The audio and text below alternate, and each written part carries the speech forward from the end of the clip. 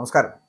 ഇറാനിൽ യുദ്ധഭീതി പടർത്തി ആയത്തുള്ള അൽ ഖമേനി. ട്രംപിന്റെ surgical strike അത് എത്രത്തോളം ഫലപ്രാപ്തിയിലെത്തും എന്ന് കാത്തിരുന്ന് കാണേണ്ടത്. ഇറാനിൽ ഏകദേശം രണ്ടാഴ്ചയിലേറെയായിട്ട് തുടരുന്ന സർക്കാരിനെതിരായിട്ടുള്ള പ്രക്ഷോഭങ്ങൾ, അതിനകത്ത് മരണപ്പെട്ടു പോകുന്ന ആയിരക്കണക്കിന് ആളുകൾ, ഇത്തരത്തിലുള്ള മരണങ്ങൾക്ക് ഉത്തരവാദികൾ എന്ന് പറയപ്പെടുന്നത് ഇറാൻ അല്ല എന്നും ഇറാനിലെ തെരുവുകളിലേക്ക് ഇത്തരത്തിൽ പ്രക്ഷോഭകരെ എത്തിക്കുകയും അവരെ കൊന്നൊടുക്കുന്ന തരത്തിലേക്കുള്ള ഒരു സമീപനം സ്വീകരിക്കുകയും ചെയ്തിരിക്കുന്നതിന് പിന്നിൽ അമേരിക്കയും ഇസ്രായേലുമാണ് എന്ന ഇറാൻ പരമോന്നത നേതാവായിട്ടുള്ള ആയത്തുള്ള അലി ഖമേനിയുടെ ആരോപണം എന്ന് പറയപ്പെടുന്നത് നിഷേധിക്കാനാവാത്ത ഒരു തരത്തിലേക്ക് അമേരിക്ക എത്തുന്നു, ട്രംപ് എത്തുന്നു. ആഭ്യന്തര കലാപം അന്താരാഷ്ട്ര തലത്തിൽ വലിയ നയതന്ത്ര പ്രതിസന്ധികളിലേക്കും യുദ്ധഭീതിയിലേക്കുമൊക്കെ നീങ്ങുന്നതിനിടെ ആയത്തുള്ള അൽ ഖമേനിയുടെ പുതിയ പ്രസ്താവനകളും US ഇസ്രായേൽ സഖ്യത്തിനെതിരെയുള്ള യുദ്ധഭീഷണികളും പശ്ചിമേഷ്യയിൽ കടുത്ത അനിശ്ചിതത്വം സൃഷ്ടിച്ചിരിക്കുകയാണ് എന്നുള്ള കാര്യത്തിൽ തർക്കമില്ല. കഴിഞ്ഞ ശനിയാഴ്ച നടന്ന ഒരു യോഗത്തിൽ അമേരിക്കൻ പ്രസിഡന്റ് ഡൊണാൾഡ് ട്രംപിനെ ഒരു കുറ്റവാളി എന്ന് വിശേഷിപ്പിച്ച ആയത്തുള്ള ഖമേനി പ്രക്ഷോഭകാരികളെ നേരിട്ട് പ്രോത്സാഹിപ്പിച്ചത് ട്രംപാണ് എന്ന് കുറ്റപ്പെടുത്തുകയും ചെയ്തു. ഇറാൻ അതിർത്തി കടന്നുള്ള ആക്രമണങ്ങൾക്ക് താല്പര്യപ്പെടുന്നില്ല എങ്കിലും കുറ്റവാളികളെ വെറുതെ വിടുന്നില്ല എന്നുകൂടി ഖമേനി മുന്നറിയിപ്പ് നൽകുന്നുണ്ട്.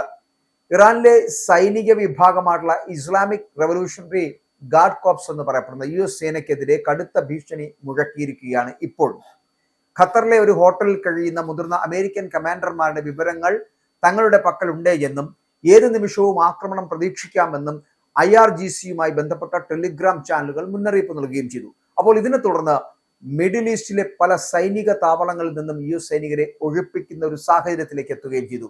അപ്പോൾ സാമ്പത്തിക തകർച്ചയിലും കറൻസിയുടെ മൂല്യ തകർച്ചയിലും പ്രതിഷേധിച്ചുകൊണ്ട് ഡിസംബർ അവസാനം ആരംഭിച്ച സമരം ഇപ്പോൾ ഭരണമാറ്റം ലക്ഷ്യമിട്ടുള്ള വലിയ പ്രക്ഷോഭമായിട്ട് മാറിയിരിക്കുന്നു എന്നുള്ളതാണ്. മനുഷ്യാവകാശ സംഘടനകളുടെ കണക്കുകൾ പ്രകാരം ഏകദേശം 3400-ലധികം ആളുകൾ സുരക്ഷാ സേനയുടെ വെടിയേറ്റ് കൊല്ലപ്പെട്ടു എന്നാണ് പറയപ്പെടുന്നത്.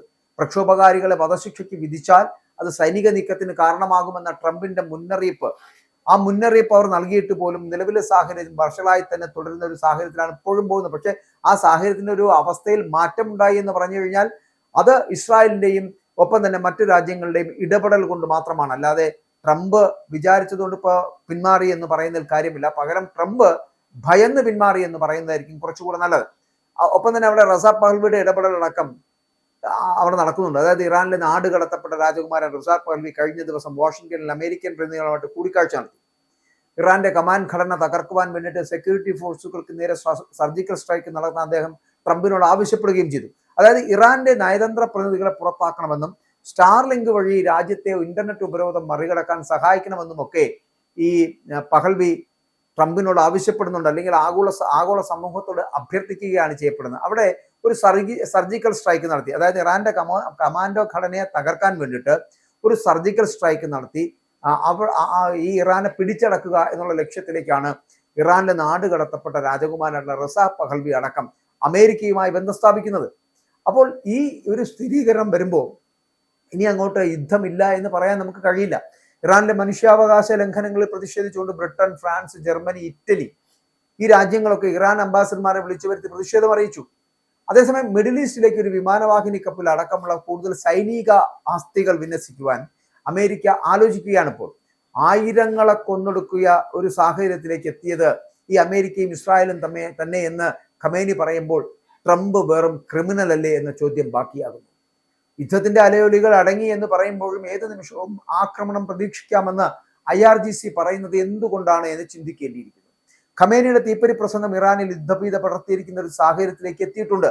കാരണം സർജിക്കൽ സ്ട്രൈക്ക് നടത്തണമെന്ന് ട്രംപിനോട് റസാ പഹൽവി അടക്കം പറയുമ്പോൾ ഇനിയും ഒരു യുദ്ധം ഉണ്ടാകുമെന്ന് തന്നെ നമുക്ക് അനുമാനിക്കേണ്ടി വരും. എന്നാൽ അതേസമയം ഇറാനിലെ പരമോന്നത നേതാവ് ആയത്തുള്ള അലി ഖമേനിയുടെ ദീർഘകാല ഭരണത്തിന് അന്ത്യം കുറിക്കണമെന്ന ആഹ്വാനവുമായിട്ട് US പ്രസിഡന്റ് ഡൊണാൾഡ് ട്രംപ് എത്തിയത് ഏറ്റവും വലിയ പ്രത്യേകതയാണ്. പ്രക്ഷോഭകരെ വീണ്ടും അതിലേക്ക് എത്തിക്കുന്നു, അല്ലെങ്കിൽ പ്രക്ഷോഭം വീണ്ടും ആരംഭിക്കാൻ പോകുന്നു എന്നുള്ളതിന്റെ സൂചനയാണ്. അതായത് ഇറാനിൽ ഒരു പുതിയ ഭരണം നേതൃത്വം വരേണ്ട സമയം അതിക്രമിച്ചു എന്നും അധികാരം നിലനിർത്താൻ ജനങ്ങളെ കൊന്നൊടുക്കുകയാണ് നിലവിലെ ഭരണകൂടം ചെയ്യുന്നത് എന്നും ട്രംപ് കുറ്റപ്പെടുത്തുകയും ചെയ്തു.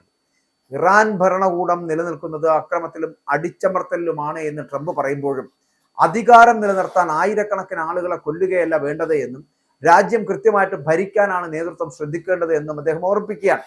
ഖമേനിയെ ഒരു രോഗി എന്ന് വിശേഷിപ്പിച്ച ട്രംപ് നിലവിലെ നേതൃത്വം കാരണം ഇറാൻ ലോകത്തെ തന്നെ ജീവിക്കാൻ ഏറ്റവും മോശമായ സ്ഥലമായി മാറി എന്ന് കൂടി പരിഹസിച്ചിരിക്കുകയാണ്. പ്രതിഷേധക്കാരെ കൊലപ്പെടുത്തുന്നത് തുടർന്നാൽ US സൈനികമായിട്ട് ഇടപെടുമെന്നുള്ള മുന്നറിയിപ്പൊക്കെ ട്രംപ് നൽകുമ്പോഴും അതിനെതിരെ വളരെ കൃത്യമായിട്ടുള്ള നിലപാടുകൾ സ്വീകരിക്കുവാൻ ഇറാന് കഴിഞ്ഞു എന്നുള്ളത്, തങ്ങളുടെ രാജ്യത്ത് നടക്കുന്ന പ്രതിഷേധങ്ങളെ തങ്ങൾക്ക് വരുതിയിലാക്കാൻ കഴിയുമെന്നുള്ള വളരെ കൃത്യമായിട്ടുള്ള മറുപടി ട്രംപിന് നൽകുകയും ചെയ്തു. അതുപോലെ തന്നെ അവിടെ സർക്കാർ സ്ഥാപനങ്ങൾ ഏറ്റെടുക്കാൻ പ്രതിഷേധക്കാരെ പ്രോത്സാഹിപ്പിച്ചതാരാണ്? അതും ട്രംപാണ്. എന്നിട്ട് അതിനു വേണ്ടിയിട്ട് നിങ്ങൾ അങ്ങനെ ചെയ്തു കഴിയുമ്പോൾ നിങ്ങൾക്ക് സഹായം ഉടൻ എത്തുമെന്ന് പ്രതിഷേധക്കാർക്ക് ഉറപ്പ് നൽകിയതാരാണ്? അതും ട്രംപാണ്. അപ്പോൾ അങ്ങനെ സർക്കാർ വിരുദ്ധ പ്രക്ഷോഭങ്ങൾക്ക് പിന്നിൽ ട്രംപാണ് എന്ന് ഖമേനി ആരോപിക്കുമ്പോൾ അതിനകത്ത് ഒരു സത്യമില്ലേ എന്ന് ചോദിക്കേണ്ടി വരും. രാജ്യത്തെ യുദ്ധത്തിലേക്ക് നയിക്കുവാൻ താല്പര്യമില്ല എന്നും എന്നാൽ ആഭ്യന്തര കുറ്റവാളികളെ വെറുതെ വിടില്ലെന്നും ഖമേനി വ്യക്തമാക്കുന്നത് അവിടെയാണ്. പ്രതിഷേധങ്ങളെ ഭീകരവാദ പ്രവർത്തനങ്ങളായിട്ടാണ് ഇറാൻ ഭരണകൂടം വളരെ കൃത്യമായിട്ടും കണക്കാക്കുന്നത്. അപ്പോൾ ഇറാന് മേൽ സൈനികവും സാമ്പത്തികവുമായിട്ടുള്ള ആധിപത്യം സ്ഥാപിക്കുന്നതിനുള്ള US ഗൂഢാലോചനയുടെ ഭാഗമാണ് ഇപ്പോൾ നടക്കുന്ന ട്രംപിന്റെ ഈ പ്രവർത്തനങ്ങളെ എന്ന് ഇറാൻ അധികൃതർ തന്നെ അവകാശപ്പെടുന്നുണ്ട്. അപ്പോൾ ഇറാനിൽ നടക്കുന്ന സർക്കാർ വിരുദ്ധ പ്രക്ഷോഭങ്ങൾക്കിടെ ഇതുവരെ 3428 പ്രതിഷേധക്കാരെങ്കിലും സുരക്ഷാ സേനയുടെ വെടിയേറ്റ് കൊല്ലപ്പെട്ടതായിട്ട് പുറത്തു വരുന്ന അനൌദ്യോഗിക കണക്കുകൾ പറയുന്നു. രാജ്യദ്രോഹികളുടെ നട്ടലൊടിക്കുമെന്ന് ഖമേനി പ്രഖ്യാപിച്ചതിന് പിന്നാലെ തന്നെയാണ് അമേരിക്കയുടെ ഭാഗത്ത് നിന്ന് ഇത്രയും കടുത്ത പ്രതികരണം ഇപ്പോൾ ഉണ്ടായിരിക്കുന്നത്. പക്ഷെ അങ്ങനെ ഉണ്ടാകുമ്പോഴും പലപ്പോഴും ഖമേനിയെ മാറ്റി അല്ലെങ്കിൽ ആയത്തുള്ള ഖമേനിയെ സ്ഥാനഭ്രഷ്ടനാക്കി അവിടെ ഒരു പുതിയ ഭരണ സംവിധാനം കൊണ്ടുവരണമെന്ന് ട്രംപ് ആലോചിക്കുന്നുണ്ട്. പക്ഷെ ഒരിക്കലും നടക്കാൻ പോകുന്നില്ല എന്നുള്ളതാണ്. ട്രംപ് അത്തരത്തിലുള്ള തീരുമാനത്തിലേക്കോ യുദ്ധത്തിന്റെ സാധ്യതകളിലേക്കോ കടന്നാൽ ട്രംപിന്റെ തല തന്നെ കാണില്ല എന്നുള്ളതാണ് അവസ്ഥ. അത്തരത്തിൽ എന്തു ചെയ്താലും വളരെ കൃത്യമായി ചെയ്യാൻ കഴിയുന്ന ഒരു ഭരണ സംവിധാനമാണ് ഇറാനിലുള്ളത്. ഇറാൻ വളരെ കൃത്യതയോടുകൂടി ആ കാര്യങ്ങളൊക്കെ ചെയ്യുമെന്നുള്ള കാര്യത്തിൽ തർക്കമില്ല. ഇറാന് പലപ്പോഴും ഈ പറയുന്ന പോലെ സമ്പൂർണ്ണമായിട്ടുള്ള പിന്തുണ നൽകുന്ന പല രാഷ്ട്രങ്ങളുമുണ്ട്, റഷ്യ അടക്കം.